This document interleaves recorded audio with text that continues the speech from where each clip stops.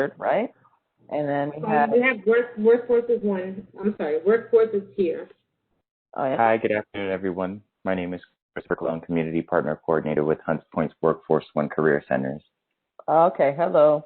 Oh, and I see Adrian now. All right, I'm sorry. Yeah. Okay. And the recorder is on, okay, Maria? Okay, I'm not going to say anything. I'm all good. No, I'm just letting you know. So we're good. Hold on one second. There we go. Maria, before you start, everyone that's here, if they're able, can they just put their information in the chat? Thank you. Okay, and so we're still missing the EDC Pratt group, right? Yeah, Miles just got on too, so. Yeah. All right, Nate's here, so he's part of EDC. Hey, Nate, how are you? I'm doing well. How are you? Good. Maria, you're good to go. You have LaShawn and Miles on now. Okay, so LaShawn. I'm here. Can you see me? I see you. All right, I see you. And LaShawn. Okay. Can they all mute ourselves when we're not talking, please? Because then it creates the echo. That'll be great. And just, Maria, the floor is yours. Again, I'm taking handwritten notes again, so just give me a second to catch up, get myself together here, and then we'll get started. I just want to get Marion Jones, Bronx organizer. Votes to do tonight?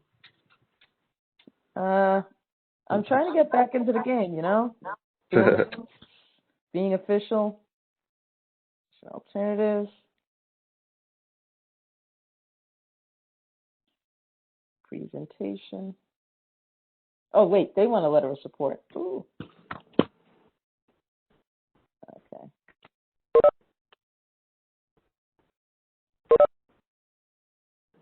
Give me 1 second and we'll get started. To DOT. And this is regarding street safety.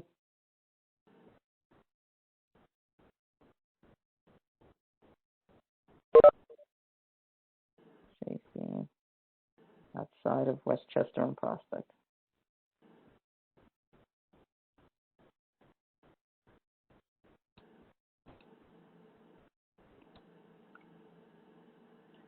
Okay. So we'll start off normally, when we would be in the office, we used to do a round of introductions, but obviously that would be a little time consuming and a little odd here in this format. So I'll just introduce myself. My name is Maria Torres. I'm the chairperson of the Economic and Municipal Services Committee. I want to thank everyone for taking the time out tonight to attend this meeting and to discuss these issues.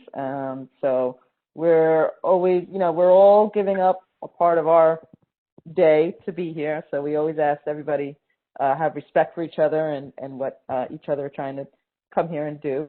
We're all trying to help our community. So I want to thank everyone for that. And we do have a good, a healthy agenda for tonight, especially in a Zoom meeting. So we're going to get started. So first off, we have Marion Jones from the Bronx organizer of Transportation Alternatives, and they are seeking a letter of support to the Department of Transportation regarding street safety outside of Westchester and Prospect Avenues. And so Marion Jones and I see John Udo Oakham will be here to discuss that. So Ms. Jones, the floor is yours. Thanks so much. Really happy to be here to speak with everyone. I did put together a PowerPoint presentation that I emailed to Ralph, wondering if he's able to, oh, perfect. Thank you. Right, so next slide. We are, who we are, Transportation Alternatives. Some of you might be familiar with the org already. We work to reclaim New York City streets from the car and to try to create more space on the street for alternative forms of transportation like biking, walking, public transit. We've been around since 1973, and we've worked for a lot of the safety improvements we have now in the city. Next slide. We have the Bronx. Oh, ready for the. Okay, thank you. We have a Bronx activist committee. We meet on the third Wednesday of every month. Next week is our meeting. It starts at 7 p.m. I know you have a full board meeting at the same time, but we choose local campaigns to fight for. So if you have, you want a bike lane in your district, or if you want a better pedestrian accessibility, we would work with you on that, on the best avenues and the best way to build power to make that happen. Now I want to talk about some of the work we've done in the past. Next slide. One activity in particular called Boogie on the Boulevard. It's very similar to Car Free Sundays, which was an activity in the 90s. It was ultimately shut down in 1996. But from May through August, along the Grand Concourse, the last Sunday of each month from May through August, the streets become car-free gathering spaces. And there's things like musical performances, games for kids, yoga. It was originally 4 blocks. It started in 2016 and keeps growing. Last year, we did a virtual version of it where we emailed everyone a route to come and join us. So those are some of the things that we do to help in some of our work in the community. Next slide. Right now we're working with Word of Life International Church. Word of Life supports impoverished and low-income residents in the South Bronx with services and programs to end hunger. Their food pantry in particular is very popular. The church is also working with us to spread awareness and advocate for safe streets for cyclists and pedestrians. Our other partner is Bronx Health Reach, and Reverend John Uko-Odo is on this call as well, and he could speak more about that. Next slide. So in late 2019, we conducted a survey of Westchester Avenue and Prospect Avenue, as well as the intersection of Union and 163rd Street, although I am aware that Union and 163rd is not in this community board. It's kind of at the border of, I believe, Community Board 3. But during this street scan, we did a walkthrough of the area near the church, in which we looked at the status of the street and heard from members of the church as well about their concerns about different aspects regarding the safety. So next slide. In particular, a street scan is when citizens go out and document the conditions that they see, identify improvements, things that can be implemented. For example, if they go out and they think that the curb extensions would be helpful, pedestrian islands would help to cross maybe a very long street, benches near bus routes or bus stops for people to sit. So it's an opportunity to learn how to make your community more safe. And the findings from such a scan goes into a report that we share with community boards in this manner and with elected officials. So next slide. One key thing that's crucial to understanding a street scan is that our goal is always to have a complete street, and a complete street is a street in which there's dedicated space for every type of user on the road, not just cars. Next slide. For example, this is an image of Queens Boulevard. This is what a complete street would look like. Everything is clearly marked. The cars are able to use it. Pedestrians have dedicated space for parking. So it's not about getting rid of cars or anything, but just making sure that the road is equally shared. What's not pictured here would be a bus lane. Next slide. So findings from the Westchester and Prospect Avenue street scan or audit. We found that, the street is really unsafe. It really needs things like better lighting, raised crosswalks, signage to improve pedestrian access, and Reverend John can speak a little bit more about that. So that's our campaign for the most part, to bring some of these safety improvements to the area. Next slide, please. So in terms of progress so far, we have more than 200 petition signatures from people around the area, the majority of which are people who have passed through Word of Life Church. Within the coming weeks, we do have a walkthrough planned with Councilmember Salamanca and the DOT to show them in person what the conditions are and to think about what we can do to improve it. Next slide. So our ask is simple. We would really like the board, or sorry, Reverend John, do you want to take over from here? Okay, thank you very much. Let me see. Yes, for the purpose of disclosure, I would like to say that I'm a member of the community board too, and also I'm the executive director for Word of Life International. And concerning this particular project, we've worked with Transportation Alternative and Bronze Outreach on identifying what could be done to improve the intersection at Reverend Polite, 163rd and Westchester.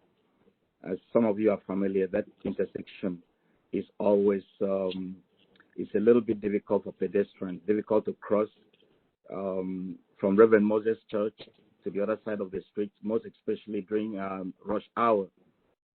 So we did a strict scan with a Transportation Alternative, and they came up with some of the recommendations, which we are now taking up with the council member Salamanca and the DOT. The reason of our coming to you today is to explain what we've been doing, and then also to ask for your support, because the goal of this project is to improve the quality of life for the community residents. And for instance, around my church on Union and 160, one particular Sunday, I had 3 accidents just by the intersection because of the way people run. You know, drivers are coming there to race, so they will start from 156 and just run through to 160, sometimes all the way to 163. And it's dangerous for people crossing the streets. It's dangerous for people, especially seniors, who are not able to walk very fast. It's difficult for pedestrians as a whole. And so we have the opportunity to work with Transportation Alternative to see what could be done to improve the street safety around our neighborhoods. And Westchester Avenue 163 has been a place that has been of great concern to us. And we believe that there is some improvement that could be done so that everybody, cars, pedestrians, bikers, everybody could be able to utilize this street safely. And I want to thank Community Board too, because we've always been at the forefront of fighting for improvement in our Community Board district. And so we're looking forward to working with you. There's nothing final. Nothing is final. Like Ms. Jones said, the council member and DOT, they'll be coming out to do a field study. And so nothing is final. We hope to have your input on this process. Thank you. Thank you, Reverend John. Thank you, Ms. Jones. Okay, Ralph. Ralph.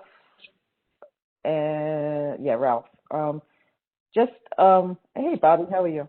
Hi. Just for clarity, when you say when it's Westchester and Prospect Avenue, that's also known as the Five Corners. That's the right? Yeah, and also, if I'm not mistaken, I know it's Board 3. I don't know if Board 1 also comes on that corner, though. We got to find that out. Where we the need fish, to know. The Ralph, fish where the market is fish, what? That's Board fish 1, market right? is up to 161st Street, which is where Monty's at. That's all Board 1. Across the street from the Monty, that's Board 3, and then we're across the street on Prospect Avenue.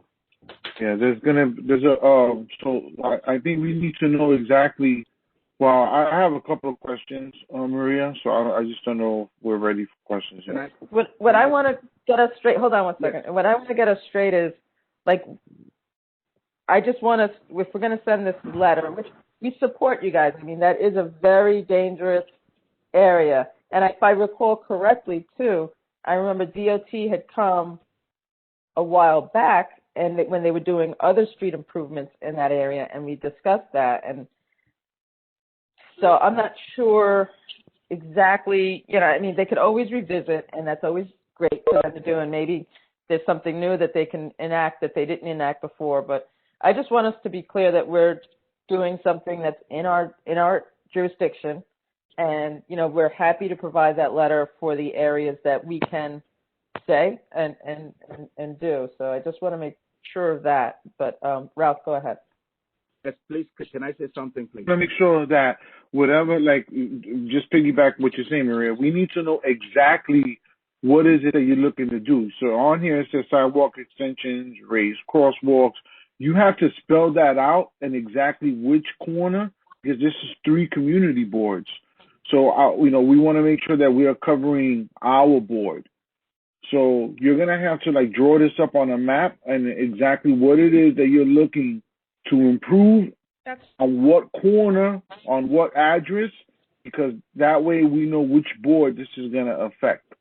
Okay, yeah. Maria's saying we can only do a letter of support for our board. We can't write for something that's across the street even, because that's another respective board. Okay. So We'll to email that. And the thing about this corner is that it does stretch all 3 community boards. So, tonight we're speaking with you. We do plan to talk to community boards 1. Reverend John mentioned that he's already a member of this board as well. So, yeah, I mean, we can email you again to give you exact coordinates if that's what you're most comfortable with. But Pastor John, you were about to speak earlier. You had a response as well. Yes, I also wanted to say that we are not just focusing on the Westchester prospect. We're also asking them to take a look at 168 Reverend Polite and Westchester, that intersection as well, where Reverend Moses is. Reverend Moses, if I'm not mistaken, I believe that, and Ralph, please correct me if I'm wrong, or Maria, I think that DOT was doing a study for 163 and Reverend Polite. One of the things that they had suggested is that when you're coming down the hill on off of a Prospect, going towards Reverend Polite, you couldn't make a left-hand turn because cars are coming up the hill, and they want to avoid the accidents there. But you have to, that's in our board, so you have to sort of give us an idea of what exactly you're looking for on that corner of 163 and Reverend Polite. Are you looking for a stop sign? Are you looking for caution lights? Are you looking for crosswalks? Are you looking for stop signs? You got to let us know what you're looking for on that side. We will support whatever it is. Yeah, no, they say including the following elements, such as sidewalk extensions, raised crosswalks, improved lighting, which I think, yes. I mean, that area is dark because of the L. I'm wholeheartedly behind those things. To what Robert was saying, I mean, how these letters work in general is that we request DOT does a study of the area and then decide what's possible to implement. Like, we think it would be ideal to have a stop walk there, but we're not, architects or transportation experts. What we do is that we'll request for it to become a complete street and for them to do a study. So we can't exactly say we want this here, we want that there, but we can email you. So, I mean, we can be as specific as possible, but it's not quite possible to be as specific as you. So what I would suggest is that the day you do your walk through with the councilman and DOT, that if Maria's available, Maria and Ralph can go, or Maria, Ralph, and I could go, just to make sure, because we need to know exactly what we're looking at when, because this is going to be a study now. And as you know, Ms. Jones, it's going to, starting with DOT is going to take time. They got to take how many cars come through there, what's beneficial. There's crosswalks. I personally, because I come down through there almost every day when I'm driving, I personally would like to see a raised sidewalk so that people, the seniors, can stop right there and not worry about getting hit when they continue walking. I would personally would like to see that, but it's not up to me. Also, so that you know, and Ralph, I think you were the district manager then, or the councilman was the district manager. DOT had made a study of that the five corners that we call the five corners, and that's when they put those little plastic sticks all around and say, no, that this is going to be a stop area for people to stop so like that they can cross. And I always said that I'd rather have a sidewalk there than an extension of sidewalk than these little plastic sticks, because cars go over them and it's not what's the word? It's not secure enough for people to stand there and wait, because people that make that turn, they don't care. They'll make that turn. So there's that problem. The lighting is definite. Lighting is definite. Once you get underneath the train area, going towards Reverend John's church and coming up into Westchester Prospect and all of that, I live right around the block. So I know the street very well. It's totally dark, and Maria is correct. It's totally dark there. And that's why I even bought myself a white jacket, because when I'm walking, I want people to see that there's a white jacket walking by instead of a dark jacket, because, it's so dark there.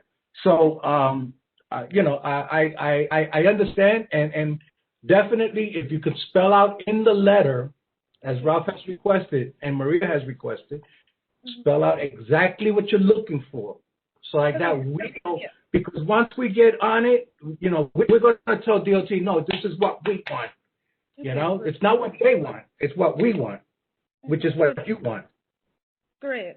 Really happy to hear that. Glad that we're all on the same page. So just to clarify next steps, I should put together a map that explicitly spells out where your district is. And then if I put together a draft of a letter saying, we'd like for DOT to look into the following improvements, and I mentioned all the things that you just mentioned, raised crosswalks, lighting, and include a map of the district, that would be all we would need to go forward. So where Reverend John's church is at, when you come up to Prospect, from where Reverend John's church is at, where is the McDonald's, to the next block over, that's Community Board 1. From there, all the way down to 149th Street, that side of the street is all Community Board 1. From the Montefiore across the street, going north on Prospect, on the west side of Prospect is Community Board 3. It's like that, And then Community Board 2 takes over up to 167th Street and Prospect. Then after that, it's all Community Board 3. Okay, great. I mean, our goal overall is to put together a letter and say supported by, council members of Salamanca, supported by Community Board 2.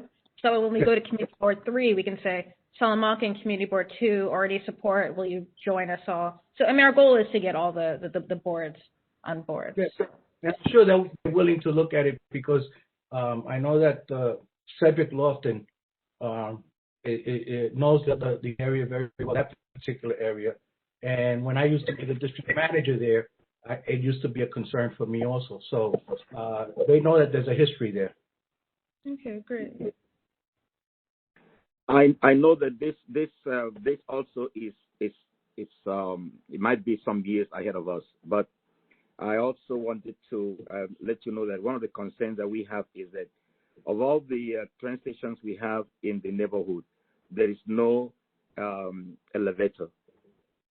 So it is something that I have been thinking of, that in future we will recommend to Transportation Alternative to see how they can help us to also advocate for an elevator either at Intervale or Prospect or somewhere around there, because most of the people disabled, they find it difficult. They have to go all the way to Southern Boulevard, or they have to go all the way to Third Avenue to go and join the train. You're right. You're right. You're right about that. Or go to 163rd and come down, Yes. and take the elevator. You know, you're correct about that. Simpson Street has the elevator. I know that Intervale has the staircase, which doesn't really work often. What is it, Ralph? Escalator.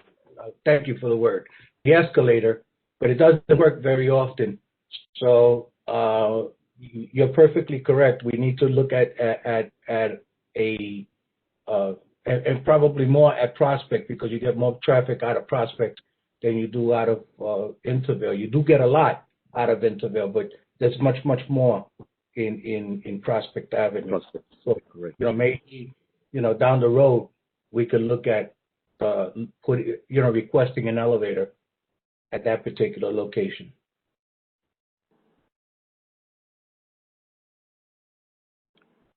Prospect? Yeah. Okay, because there's an elevator at Simpson, which is how many stops away? 2. 2 stops away. Okay. Okay. There's after Simpson comes Intervale and then Prospect. Okay. I'm sorry, I had to step away to answer the door, but Okay. So just to wrap up the main question at hand, I think we would need to have a motion. I think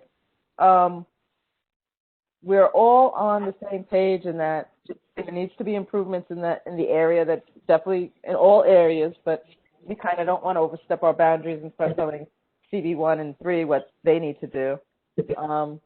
So we will stay within our boundaries. We all know that there needs to be improvements, and so we would need a motion to write the letter of support to DOT from Transportation Alternatives and Word of Life Church or Ministries. I'm sorry, I missed that. Church. Church. Okay. So I have. Life International. Okay. Word of Life International. Okay. I believe that we have quorum. I think I have 5 out of 7. Is that true, Ralph? I think you got 4 out of 7, which still constitutes a quorum, Maria. I got me, Miguel, Miles, LaShawn, Elvis. Right? LaShawn's Right. Yeah. So I got 5 out of 7. I know Elvis was on it. I'm sorry, Elvis. Good evening. Yes. So you have good quorum. Okay. So at this moment, I would need one of my committee members to make a motion. Okay. Rhea, so like this, we're correct. It's like this, we are correct, and there is no if, ands, or buts later on. All right? I think that it should be a letter of concept, because we still have not gotten the drawings and exactly what they wish to do on any of the sides. We still haven't, we don't know exactly. So I would say to give them a letter of support for concept on improvements in the following locations, and then we could give them the letter of support with the understanding that we will give them a letter of support for the full project upon graphics are shown to us, something to that effect. It's almost like the way you might talk about your father. You might love your father All right, so You could do it your way right now, and it don't make a difference. It's still gonna, the only thing that I'm just worried about is that somebody from the board may ask, what is it that they're proposing? okay. I have what? Elvis or Miles, and when you better mute yourselves, guys, because there's a lot of background noise. I'm sorry. Thank you. All right, can I just ask one more question? I know, Ms. Jones, when were you planning the walkthrough with the council member and DOT? There isn't a date scheduled for it yet, but I can invite, everyone from this committee to join. That's not a problem. Okay, so, all right, I get what Bobby's saying. So a letter of support for concept. Since we don't have drawings, we don't know exactly what we're asking for. And we don't want to get put out there full board, and they're asking, well, what exactly are they asking for? And we're looking at each other and saying, well, they're looking at some crosswalks. They're looking at raised sidewalks. Where do you want to raise the sidewalks? So to avoid all of that questioning back and forth, I think that you should put it down as a letter of concept for now, because all it is right now is a concept, until we can get the actual drawings and know exactly what's going on, where they want to raise sidewalks, where they want crosswalks, if they want additional middle of the road. Well, I have a question because, all right, and part of it is because my notes are going to get really messy, but so how does this sound, okay? It's a letter of support to the Department of Transportation calling for safety improvements to Westchester Avenue and Prospect Avenue, including the following elements: sidewalk extensions, raised crosswalks, improved lighting, and better signage to improve pedestrians and cyclist safety. So you got it. That I don't need a concept because that's what we're calling for. All of those things, whatever it is you come up with, let's do it. Right? Right. Madam Chair, please, can you add 168 and Reverend Polite to it so that we can know that we are pursuing these two projects at the same time? Reverend, that's Ms. Jones's job to put that down in the letter also. I can do that, and I will do that. Okay? And then get us the letter, by this. Ralph, when is the exec meeting? Is that you're looking for the letter or the map? We don't need the map as the way We don't need the map if we're going to do the letter the way. The exec meeting is Monday the 22nd. That's the exec meeting, Monday the 22nd. Friday before the 22nd. Hi, Mom. It will be on the 22nd then. Okay? Okay. All right. Okay, so the language that I said before, and I'll include 163rd and Reverend James Polite, right? So Miles, you were about to say something. Miles? A motion to do that. But the way you stated it, Maria. You want me to say that all through again? No, hold on. So I'll read it because I'm sure you didn't write it down. But so we're saying Miles Burnett makes the motion to send a letter of support to the Department of Transportation calling for safety improvements to Westchester Avenue and Prospect Avenue, as well as 163rd and Reverend James Polite, including the following elements: sidewalk extensions, raised crosswalks, improved lighting, and better signage to improve pedestrians and cyclists' safety. Right? Yeah, all that. And I think Miles was trying to make a comment about why I was taking notes. That's why I took notes. All right. Second that, Maria. Okay, and Delvis Alston seconds. Okay. All those in favor, and this is just committee members, all those in favor say aye. Aye. Aye. Any abstentions? And any, geez, I can't even remember, any no's? Anyone against? Opposed. Okay. Therefore, the motion passes unanimously. And we will be having our meeting 4th at 6 p.m. Okay. So we would ask if you can be present for that, and just in case there's any other questions. But I'm pretty sure we have it figured out there, and I'm sure Reverend John will be there. Thank you, everyone. Thanks so much. Really appreciate it. Thank you for your time. So moving on, and I need a second to start writing down all the stuff here. So the second agenda item is New York City EDC along with Pratt, and they will be discussing an update on their service. No, updating on the upcoming steps of the Hunts Point Vision Plan. Can you guys hear me? Good evening, everyone. Hope everyone is staying warm. My name is Wahira Marta, the Bronx Borough Director for the New York City Economic Development Corporation. So we are here to talk about the updates to the Hunts Point Vision Plan. I'm joined by my colleagues. Gray is on. I believe Eric Lau is on. Ali Keisha is on.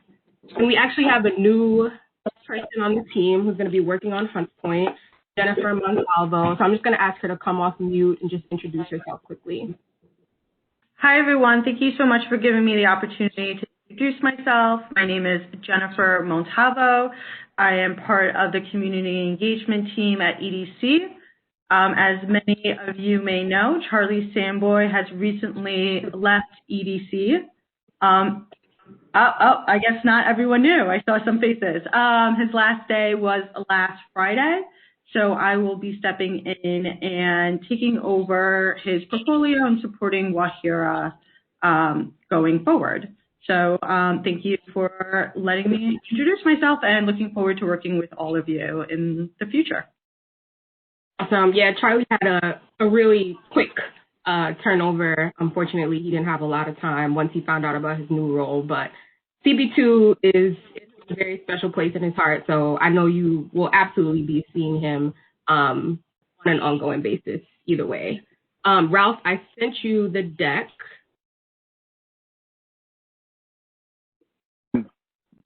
She emailed it.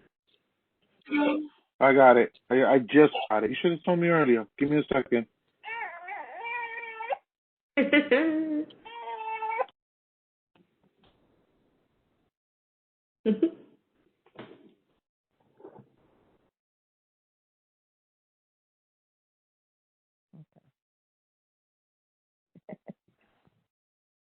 Okay, so I guess we're a little dead air. I don't know. So I'm sorry, but where did Charlie go? He's doing consulting for some company. It's the C word? He left the. He went for the C word, yeah. He couldn't with this C, so he went to the other C. The New York Building Congress, Maria. Yes. I wish I had noticed. I could to wish him luck. We won't have him to bother anymore, Bobby. You know that we love EDC. Oh, I know. Okay, so if you can just go to the next slide.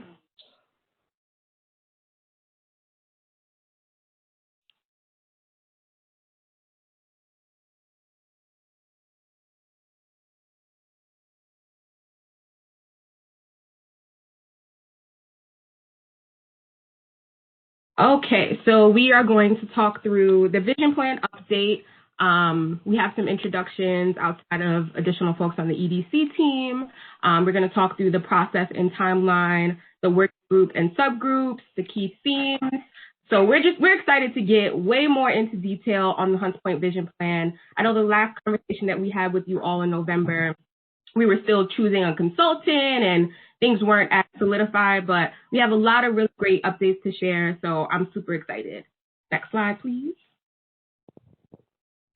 So just a little bit of background. Everybody here is already really familiar, but the 2004 Vision Plan really led to a strong framework and structure, through which the city and community partners were able to strengthen relationships and implement really critical projects.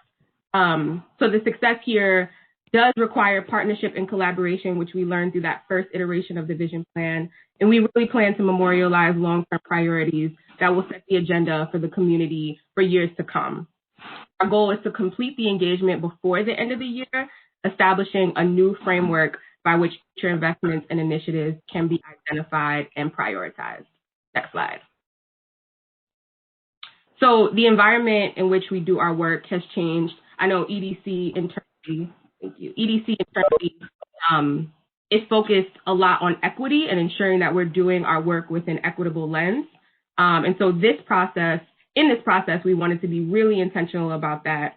So we are going to be meeting people where they are, and that means providing flexibility to accommodate as many populations as possible, meeting times, days, access, languages, things like that, creating a shared understanding of opportunities and challenges informed by thorough due diligence. And so that is going to require partnership, and where we'll be leaning a lot on you all, and then encouraging real transparency and candor to develop solutions that work for the entire Hunts Point community. So we want you all to come along with us in the process. You're going to be leading a lot of this work and a lot of these conversations.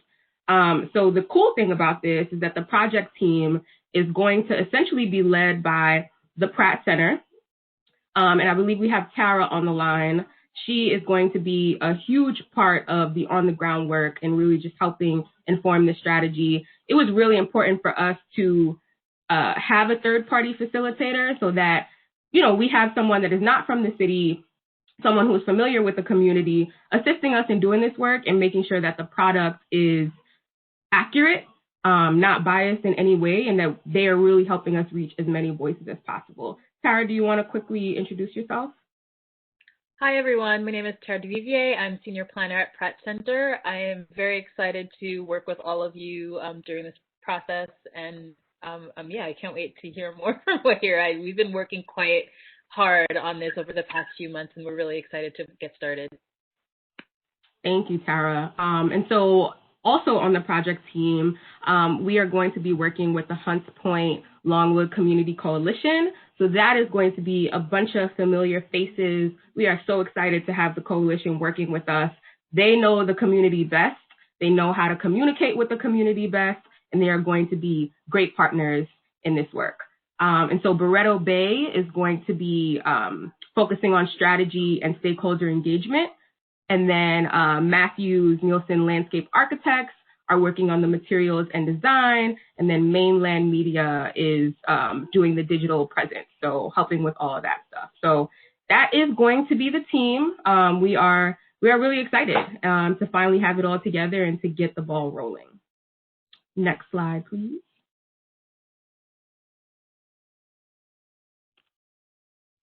And so this is the timeline. A lot of the conversations that we're going to be having are going to happen over the next few months. And as we go into late spring and summer, while we're having those conversations, those things are going to look like interviews, focus groups, larger community meetings, really all kinds of ways to have conversations. And then going into late spring, early summer, we are going to be doing a lot of work to continue to develop those recommendations and start putting that work together. And then the fall and winter is going to be spent reviewing, producing, and then releasing the report that we come up with. So that's what the timeline is looking like right now. As we said, we're really hoping to get it done by the end of the year. Next slide. So the engagement strategy component, I mentioned a little bit. The stakeholder engagement is going to mainly be focused on working group. So we've put together a working group subgroups that are going to focus on very specific themes like traffic, public health, et cetera, and then stakeholder interviews and focus groups. So having one-on-one conversations with folks who have either business or vested interest and residents that live here, just talking to as many as possible. Some in-person engagement as much as, is feasibly possible right now. In-person surveys, tabling, temporary interactive exhibits, flyers, palm cards, and then potentially in late 21 stakeholder meetings. Digital outreach and marketing is going to be super important right now. Website and social media, digital survey, virtual public meetings, text, etc. The priority is to make sure that all of these materials are available in both English and Spanish. Next slide. And some of the key stakeholders and some of the voices that we're really hoping to incorporate are some of the unusual suspects, right? So some of the folks who don't always participate or whose voices are not always incorporated, we really want to make sure that we're capturing those voices in this work. And so that's, seniors, foreign-born populations, high school students, essential workers, working artists, self-employed folks. So we're going to really be working hard to tap into those spaces to connect with people. And again, we're going to be leaning on a lot of you to connect us with them and continue to build trust in the community. We're going to be working with the FDC tenants and businesses. We've heard from you all that building and maintaining relationships with those folks is really important. So we're hoping that through this process, a lot of those relationships will be built and maintained, and we'll figure out the best means of communication, hearing what their priorities are and how we can align them with the work that the community is doing. Small business owners outside of the FDC, and a lot of those conversations are going to be facilitated by Barretto Bay and the Greater Hunts Point EDC. And then there's a bunch of local community-based organizations that are doing amazing work and are working with a lot of the populations that we're really hoping to target and capture their voices. So environmental justice groups, child care and after-school programs, educational advocacy, transportation equity, healthcare and prevention, affordable housing, workforce, but really we're really trying to touch as many people as possible. And then lastly, the local labor unions, again, just figuring out how we can better connect the community to opportunities and facilitate these conversations. Next slide, please. So the working group and subgroup I touched on already, but essentially the working group is going to help us inform the vision plan process and really provide guidance on how to engage with the stakeholders and the public. And they're going to help us review and integrate recommendations into a cohesive strategy. So it's going to be composed of about 20 community stakeholders. We don't have the finalized list yet, but as soon as that list is final, you all will be made aware, but it's going to be a bunch of familiar faces, all folks who live, work in Hunts Point. And then the subgroups, as I mentioned, are going to focus on very specific thematic things. And they're going to ideate draft recommendations for the vision plan report, identify and research opportunities to address the key challenges and find key opportunities for growth, and then share progress and findings with the larger working group on a regular basis. So that's going to be about 10 to 12 people in subgroups of about 4 to 5. And that will be composed of community stakeholders and city agency representatives. So if we have like a public health subgroup, which I'm sure we will, we'll hopefully have some city agencies that do that work that can help guide those conversations and talk about what the city might be doing to make for a more fruitful conversation. Next slide, please. And talked a little bit about this as well, but the key project themes that we're really focusing on are land use, open space and connectivity, public health and resiliency, jobs, workforce, and economic resilience. And there are a ton of sub-themes that fall within all of those. We're trying to really hit as many as possible. Next slide, please. We heard your cry about creating some synergy among all the city agencies and all the work that's happening in Hunts Point.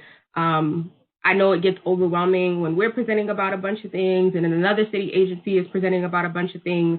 And so we wanted to be really intentional about bringing all of the city agencies to the table at once to figure out, one, how we can bring some synergy to the work that we're doing and how it's communicated to the community, but also, what is their vision and plan for the next 20 years so that we can make sure that we're working together moving forward. And so we're not going to be having these conversations separately, but they are going to be incorporated in the process through the subgroups and participating in meetings and all of those things. So we're excited to see everyone come to the table.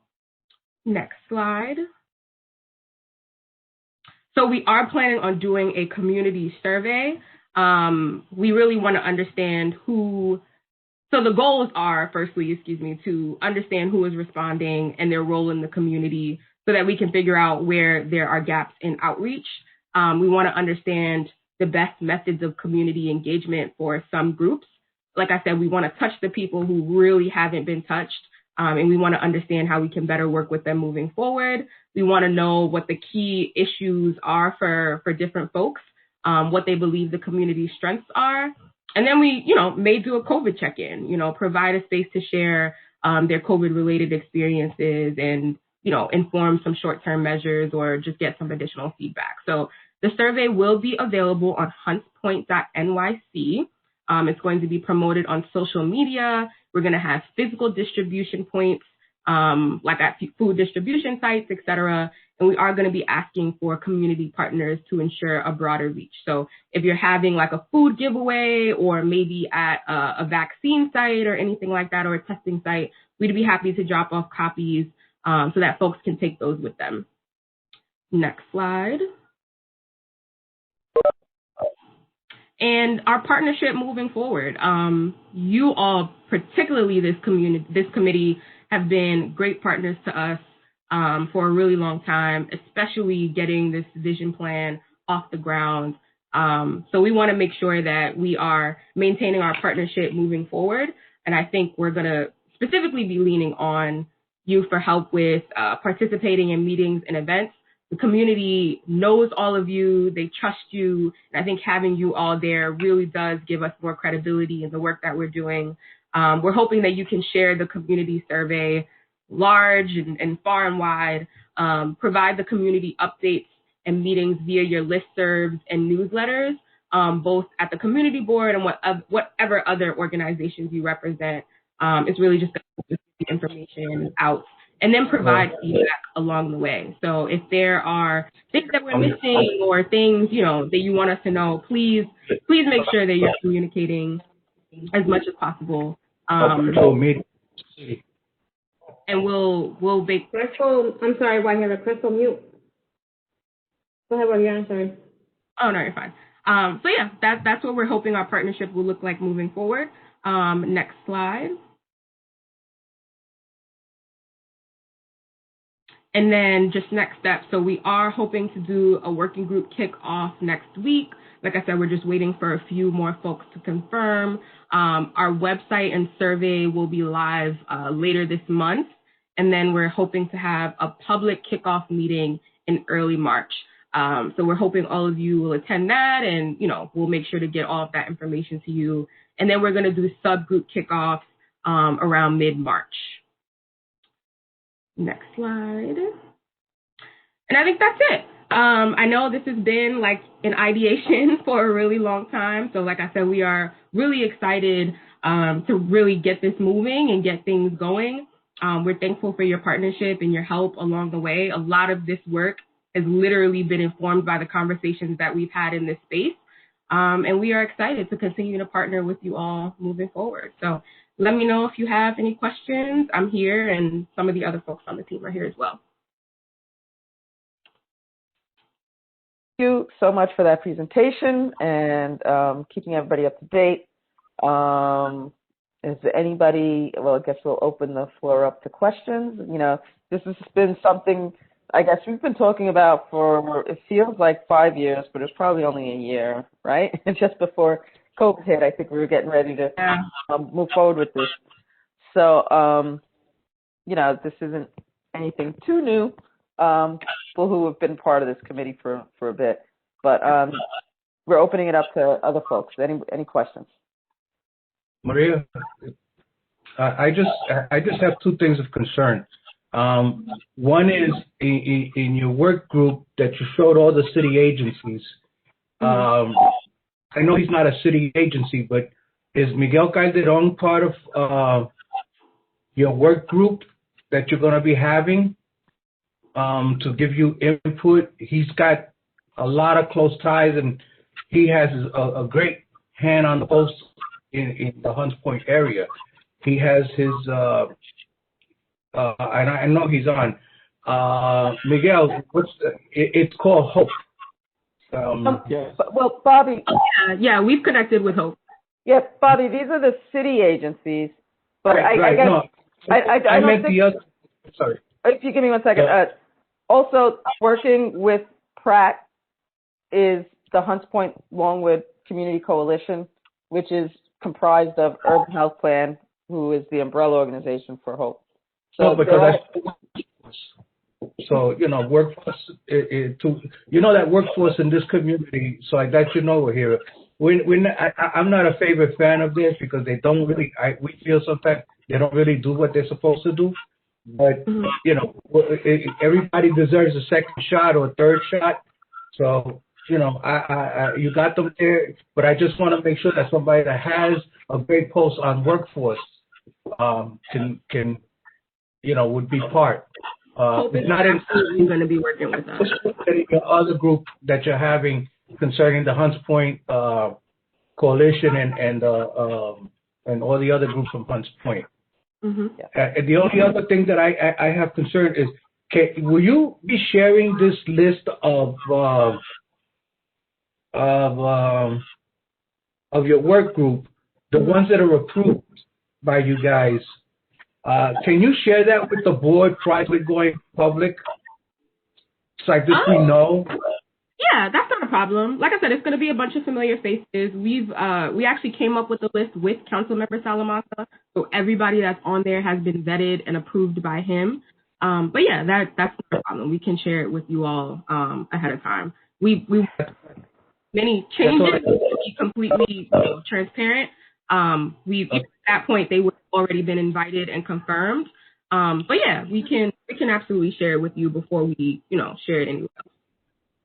Okay, before you go, the idea, just to give you a flavor of what we did before we share it with you, the idea was to be able to bring to the working group a perspective from across the peninsula. So businesses within the food distribution center, as well as businesses outside the distribution center, people who represented seniors, housing.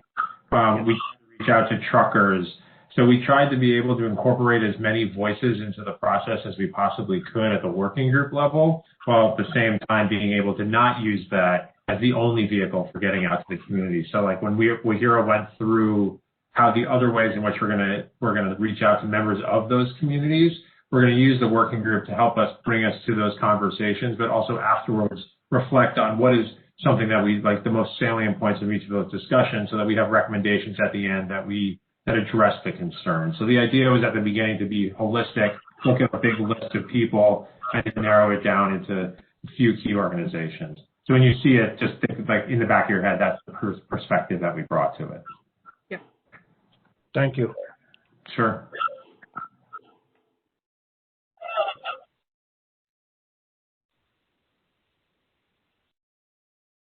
Make a quick comment. I'm happy that this is moving forward. Wahira is going to be, I'm looking forward to working with you here, and, with the working group and all the new players here. Tara, right? Am I pronouncing that correctly, Jennifer? Welcome aboard, and just looking forward to, productive, I guess, year, more or less.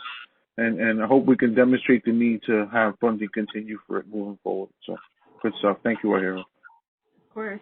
Community Board 2 is our favorite. Of course. Okay, so I just want to say one thing.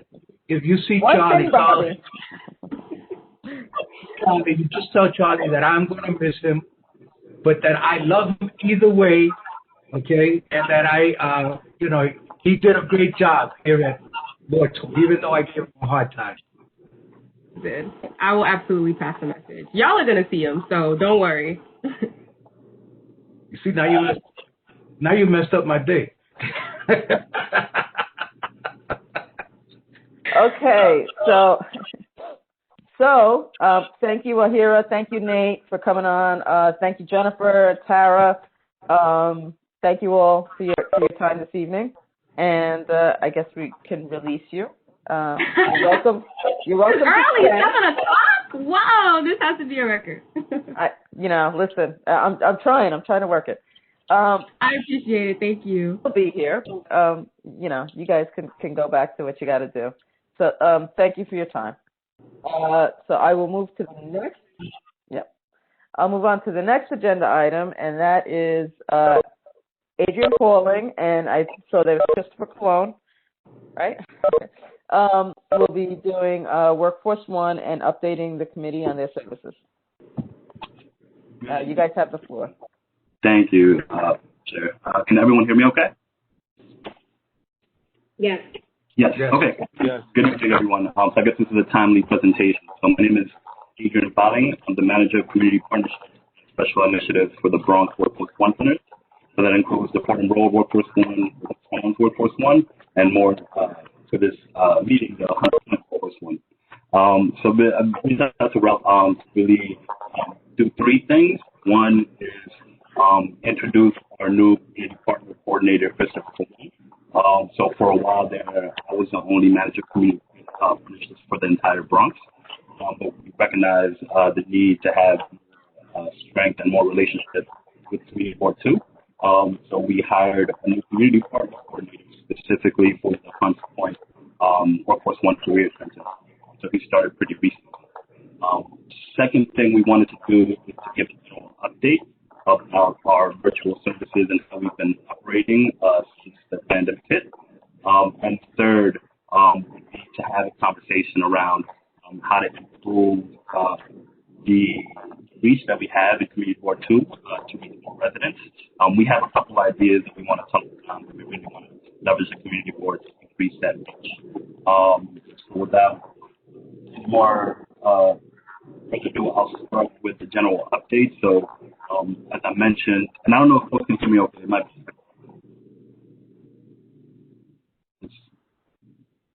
Okay. So I'll start with general updates. So as I mentioned, we've been working remote virtually through online platform and over the phone since the pandemic hit.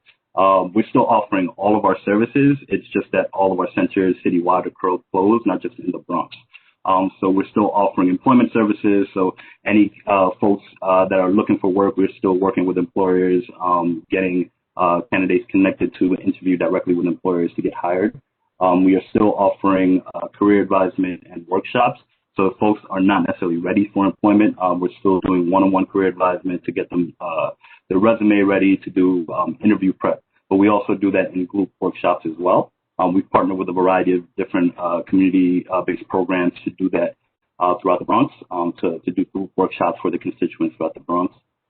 Access to training through our ITG program. So as folks may know, we have the ITG program, Individual Training Grant, which is free money that the city has to pay for individuals to get training in a particular field. So we're still processing applications for folks that are interested in obtaining a training that we would pay for.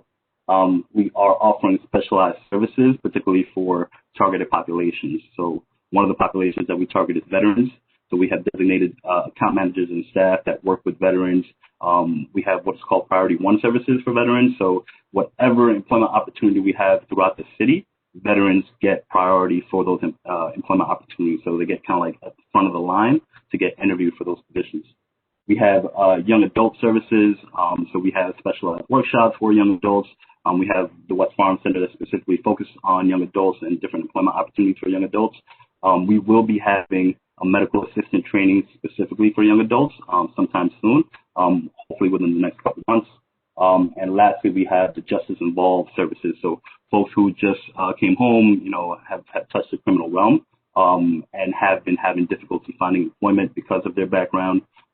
We have specialized workshops. We have designated staff to work with candidates just to, work with their resume, also speak to them about the legalities of what an employer can do when approaching the background question. What can they do during the interview? how to respond to those questions. So we have a slew of services for that as well. And lastly, we have a new site safety training. As folks may know, New York City, to work in a construction site, folks are required to have the OSHA 30, but as of March 1st, I believe, Christine correctly, folks will also require the site safety certification training. That's an additional 10 hours. If folks have their OSHA 30, they will be required to have an additional 10 hours of training to be able to work on a construction site in New York City. And so we're doing that training as well for free, virtually. So we're still offering all of those services. We are still currently recruiting for a lot of different employment opportunities. So we have a variety of different maintenance opportunities with PBM, FQM, and other companies. We have a lot of social service opportunities, a lot of case management opportunities. We've actually partnered with a couple organizations in the Hunts Point area that hired through us. I know La Pen was hiring through us for a bit. I think Casita Maria was one of our employers as well. And we have a range of security guard opportunities, of course, anything from entry level to high level to supervisor security guard opportunities, as well as some retail, even though that industry has kind of dwindled a little bit. Along with food service, we do have some of those opportunities as well. So we are still offering all of our services. They've just been transitioned to virtual and over the phone. So we're still working with a lot of different organizations in the neighborhood, the whole program, HPAC, and a few others to coordinate group workshops and just trying to work with the candidates a little closer. We have upcoming workshop series with the Hunts Point Library. So we've been doing our best to tap into residents in the Hunts Point area, but I guess we wanted to have this conversation with the community board to figure out how we can better reach candidates in the Hunts Point area. We were thinking of potentially offering virtual office hours that Christopher would lead, maybe every other Friday from 11 to 2 p.m., where that time frame he would be available only to meet with Community Board 2 residents. And we could figure out, what would that registration process would look like and put more detail to that. But we just wanted to engage to see if the Community Board would support us in trying to figure out how to better serve Community Board 2 residents.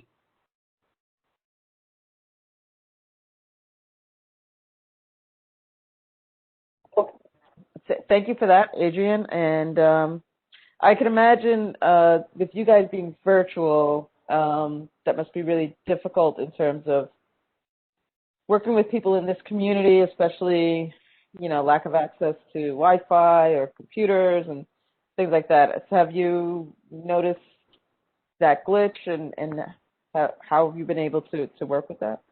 So SBS, our funder, the city did put together a survey to figure out if there has been, folks that have had a need or difficulty accessing services because they're not connected. We didn't see that folks were saying that they're having difficulty in not being connected, but what we did on our own is we partnered with an organization that we can refer to if candidates don't have access to the computer. We can send them to one of our partner organizations that they can use, the computer lab that are still open. So we, at the Hunts Point Center, we were able to leverage a partner to support that. So even if we get a candidate an interview, but they don't have a paper resume, but they need to print it out, we can still refer them to an organization that we work with for them to print it out. So we've kind of mitigated that a little bit, but I think on a broader spectrum, I think SBS is still working on what that would look like. Okay, thank you. Are there any other questions from the floor? So I guess, can I say something? Yes. Okay, that's Miguel. Go ahead. So I understand about the lack of technology. We also did a survey of all of our students and people that were coming in, and we found that close to 30% of the people had difficulty not only accessing the technology of the Wi-Fi, but also the fact that they had to share their computers with their children who were being homeschooled. And so, of course, that kind of caused that problem where, what was the priority. I have discovered and found out that for people who want the services but are afraid to come out because of the pandemic, we were able to allow them to complete applications and even do testing online remotely. which really pleased a lot of our clientele who, felt very comfortable with the fact that they could be tested, that could fill out a PDF that was that you could sign and type in the information that we required and then send back to us. So I don't know if that's something that the agent, you have tried for those that want to come out but are afraid, who can't come out for whatever reason. That's another way. The OSHA that you talked about in the safety training, we have been able to get quite a few of our people to obtain those 30 hours and 10 hours safety training. If we were to send some of them to you, would that be enough of the qualification, or would they need more qualifications like a diploma, driver's license, English speaking? So thank you, Miguel. You raised a few good points. One of which, so we've been trying to be creative as much as possible to figure out how to work with folks, given the pandemic and given that we're remote. We specifically highlight employers that are doing virtual interviews. So some employers are still doing physical interviews, but we do make sure to highlight when we do have an employer that's doing virtual interviews, because early on in the pandemic, folks were looking for work, but they didn't want to take the subway to interview. So exactly. We really push employers to work with us. So we do coordinate out of the Hunts Point Center. I think either once a week or once every other week, we have group virtual interviews with employers. So candidates will be able to be at home or even on their phone to log in and still be able to interview to kind of circumvent folks having to go physically somewhere. And we also push for employers to have proper PPE and all that. Like that goes in the conversations that we have when we're working with an employer to work with them. For site safety, they do not, Chris could speak more to it, there is no educational requirement. It's a virtual training. If they have the OSHA 30, all they need is the 10 hours. If they have the OSHA 30 in construction, all they need is the extra 10 hours. If they do not have an OSHA 30, then they have to sit for the full 40 hours worth of SST.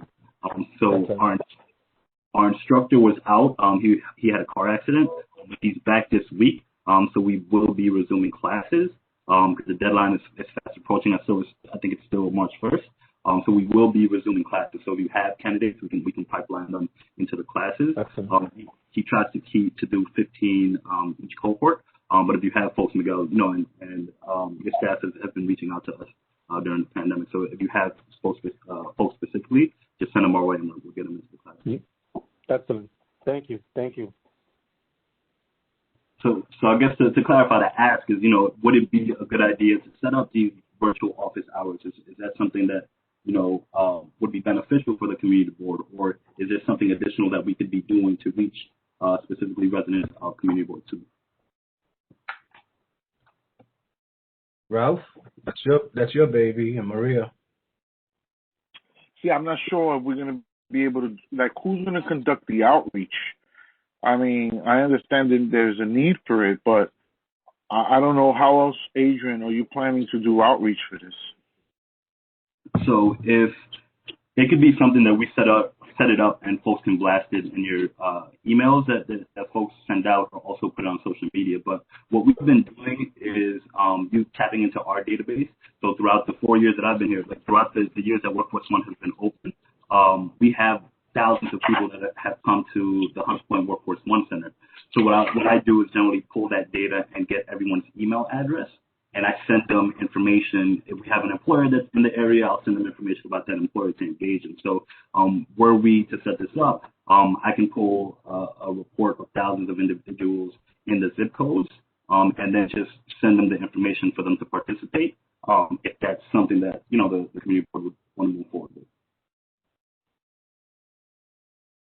If it's not out of line, if a flyer of information can be sent to me, I can share it with my job developer, because I'm 99.9% sure that she also has a database of people that have the 30 and the safety certification. If they're missing the safety, then we can definitely refer them, to you. If we have the flyers, if we're talking about, recruitment and getting this out into the community.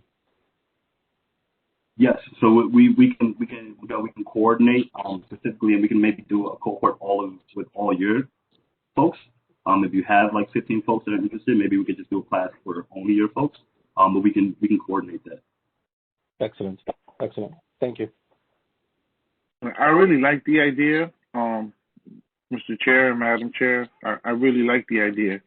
I just want to for my point of reference with workforce is there should always be someone from workforce attending this committee. I think, every month or so is good to get, you don't even have to give us a report every month. But that way we can find out ways of us continuing to be supported. We had in the past representatives that attend this committee from workforce, and I'm just encouraging you guys, Adrian or Christopher, to do that.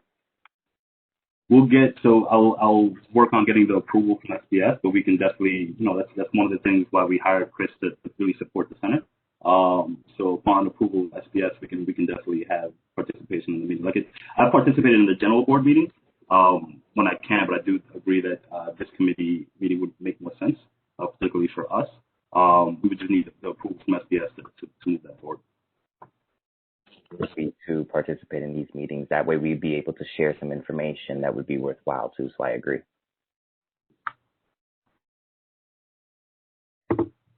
Maria? It sounds good. I thank you both. Wait, Maria, wait a second. I got a question. What's the age group for your medical training? We just found out, SBS just updated us last week. It's going to be for young adults. So between the ages of 18 and 24, the details in terms of qualifications, I don't know yet. When we did it 4 years ago, high school education was required, but no actual experience working in the healthcare field was required. It's really more to tap into folks that are interested in it, but have not had the experience. And we will update this upcoming week, and we'll make sure to send that out. So you won't know what kind of training it is that you're going to be providing? It's a medical assistant training. The eligibility requirements in terms of what a candidate needs to access the training, SBS has not told us yet. All right. Just so like that, keep it in your head that we have one of the highest medical providers in Board 2, which is Urban Health. And they have several sites, not only in Board 1, but not only in Board 2, but also in Board 9. They have a big center. They have several other centers throughout the city also. Yes, thank you, Mr. Questle. So we're currently hiring for Urban Health Plan for one of the positions, but I think it's a case manager position. I think it is like a natural connection in terms of after the training, where will they work, right? And I think Urban Health Plan is a huge entity that should potentially be tapped into for that piece. All right, thank you.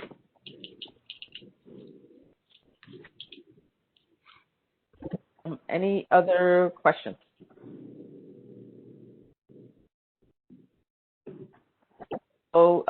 Thank you so much for that presentation, Adrian and Christopher. Nice to meet you. Hopefully we'll be seeing each other more often through Zoom on a monthly basis.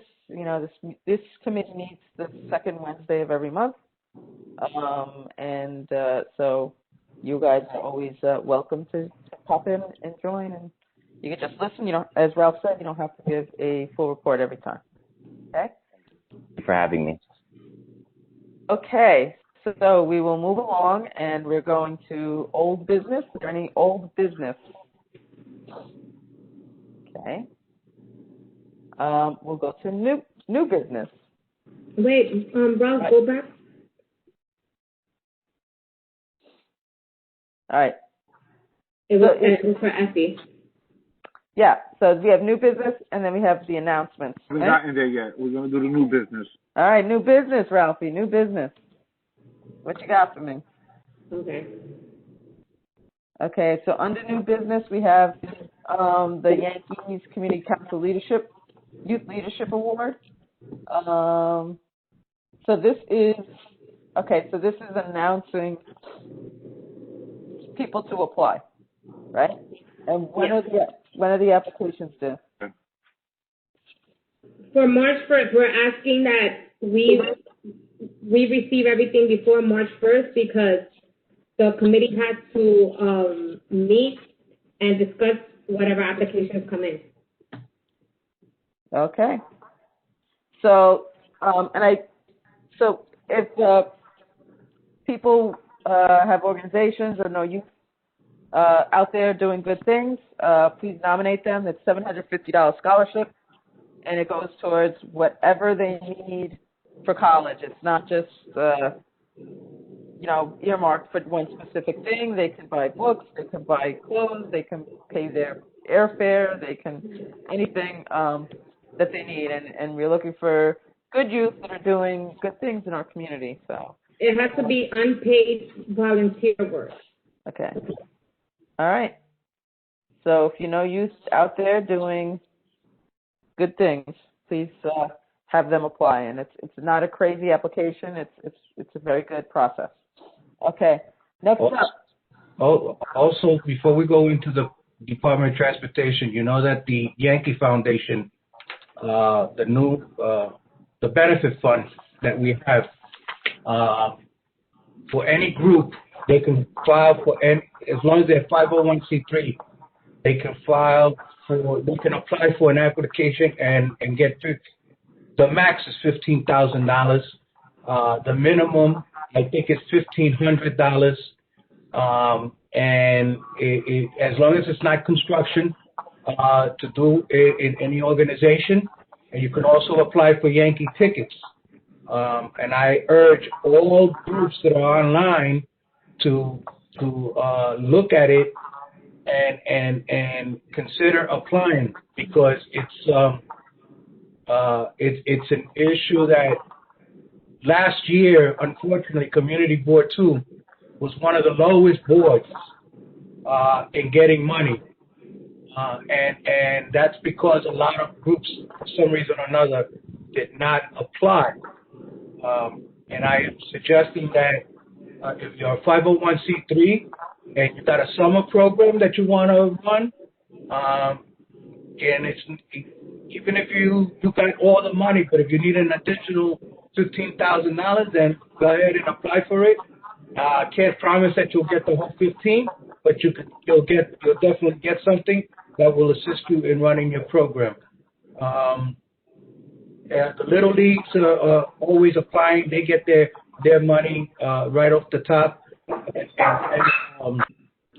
Also, for tickets, you don't have to be a 501c3. You can be a block association, a building association. You could be anything, and you don't have to be incorporated. So if you're interested, just leave your information in the chat, and I can send you those forms. Right. Cynthia has the info. Right. Thank you, Cynthia. Okay. Thank you. The next up is we have a construction notice, and this is regarding, what is this? So this is Bronx River and Whitlock, and this is the long haul, right? This is about 3 months we're looking at. It's already started, and this is going through March 15th. So please be aware of those changes. It's a single lane. It's Bronx River Avenue, Whitlock Avenue, restricted to one lane through the work zone for the duration. Okay. Okay. Next. Nothing. Now we just have Effie. Thanks for having me. I have some updates, actually. So this morning we had not a water main break, not a city water main break, but a service line break to 355 Food Center Drive that I've been updating your office. The water main still remains down, which means they don't have water service there.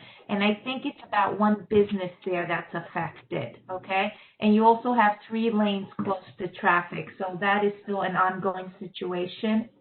And obviously the winter months brings us a lot of water main issues and service line breaks and frozen pipes.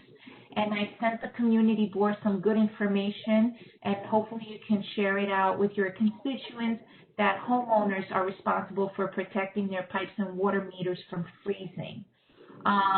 So there's some good tips, like installing storm windows on basement windows, insulating outside walls, some good information. And as the community board knows, I presented before about American Water Resources, which is,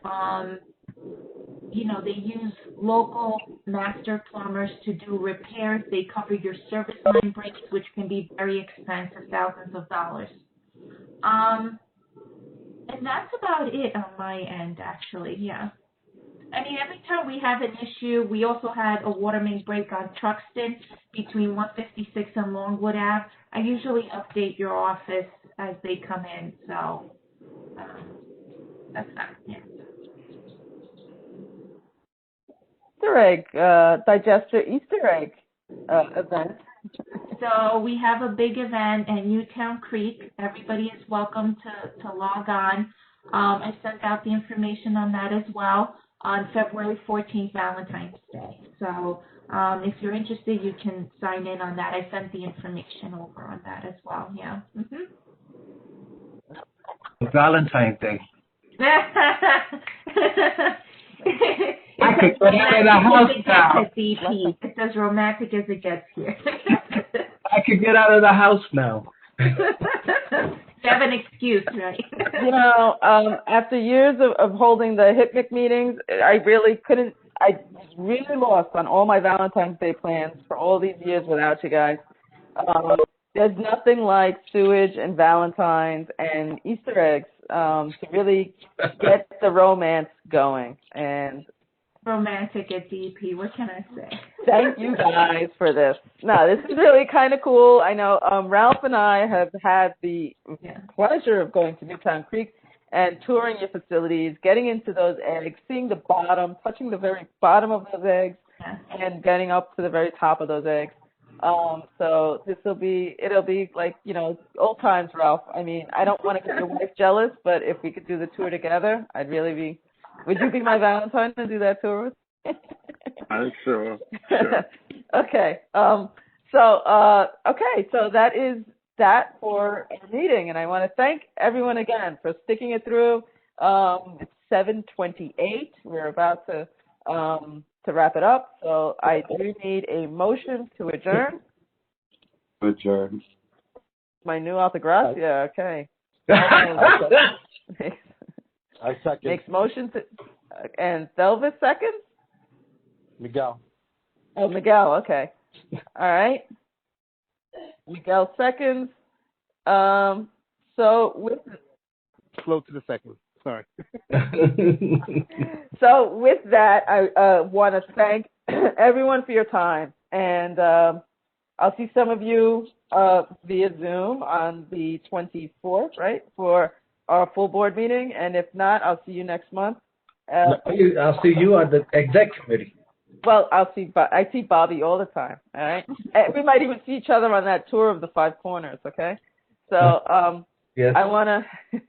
I thank you all, and this meeting is adjourned at 7:29 I have, okay? Thank you all so much. Bye. Thank you. Have a good Time, night. be safe.